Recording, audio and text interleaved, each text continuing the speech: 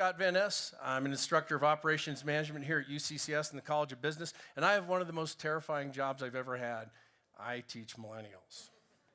All right, the one thing we want to talk about millennials is they are here.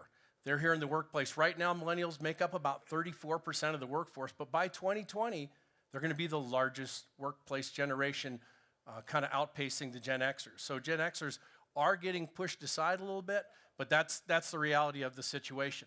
The impact on the workforce has been somewhat significant. In the world of supply chain, we've noticed right now, we are short 70,000 truck drivers right now.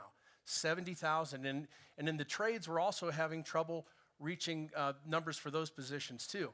Why? We're trying to figure that out because those are actually high-paying jobs. As you can see up here, truck drivers, plumbers, electricians, they're starting out at some pretty good salaries. And in some areas of the country, they're making even a lot more than this. So the idea is, what's going on? Why? Well, about 15 years ago, public education changed their focus to encourage all students to at least have a chance to go to college. And I think the unintended consequence of that was some of these jobs got devalued. They're not considered as good as maybe they used to be.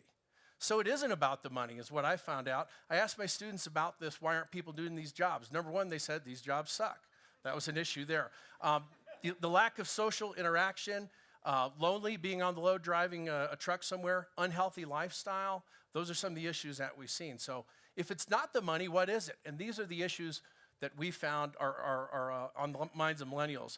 They'd like to make the world a better place to work. They're looking for a collaborative work environment, flexible work schedules, work-life integration. We're going to talk about all of these. So meaningful work is the first one. Engagement at work is something that they're looking for. They want to be emotionally and behaviorally connected to the job, and we found they're used to working on teams. That's a good thing, so that's what we're looking for. Success in job has been defined differently from millennials and other folks. We see traditional things like high pay and high responsibility ranked really high, but with millennials, it's things like meaningful work and sense of accomplishment, intrinsic value, and we think that's pretty interesting. To be successful with millennials in the workplace, you got to have a collaborative work environment, and that means a physically collaborative work environment where your workplace can adapt quickly, easily, like this picture here, and the managers have the tools and the freedom to do that. Flexible work environment's important too. We're not just talking about pajama jobs. By definition, those are not real efficient, but if we set rules out, it can be productive, and those can be good things for folks being able to work at home. Work-life balance is out now too. It's work-life integration. There is no line between work and home anymore. And I think we've realized that there isn't, without that break there anymore, the connectivity is important, and these folks are comfortable working in environments at home or at work, and that's a good thing. Brand names also do matter. Our millennials have worked really, really hard establishing their brand.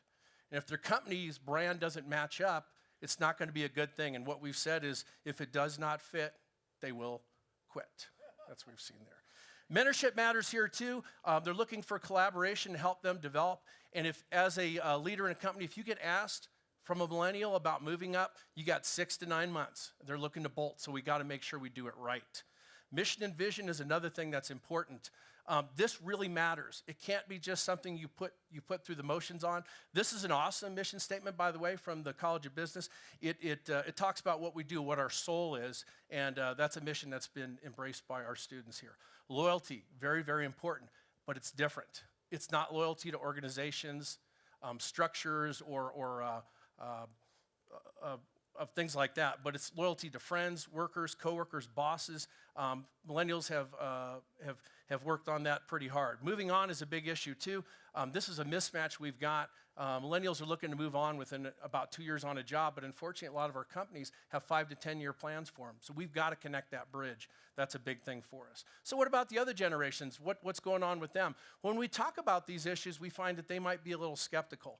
But the bottom line is, the things we've talked about tonight, isn't this good for all of us? Collaborative work environments, meaningful work, it's good stuff. And that's what we found out. Looked at the Fortune 500 best companies to work for Gen Xers and millennials, and guess what? The top companies, a lot of them are the same.